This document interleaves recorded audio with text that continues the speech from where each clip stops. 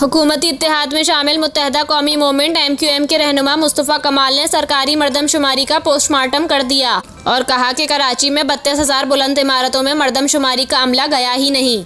उन्होंने कहा कि नादरा के रिकॉर्ड में 1 करोड़ 91 लाख अफराद के कराची के शनाख्ती कार्ड हैं, लेकिन मर्दमशुमारी में 1 करोड़ 43 लाख लोग गिने गए। कराची में 29 लाख घर गिने गए, लेकिन शहर में के इलेक्ट्रिक के 32 लाख मीटर लगे हैं। हम मर्दमशुमारी के नंबर्स नहीं मानते।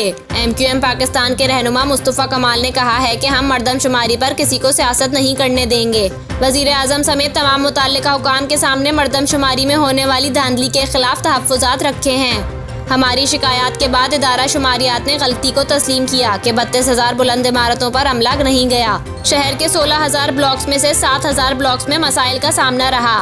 उन्होंने कहा कि ये तमाम चीज़ें मर्दमशुमारी की इंतज़ामिया ने मानी हैं। हम कराची के मफादात के तहफ़्फ़ुज़ ही के लिए हुकूमत में हैं।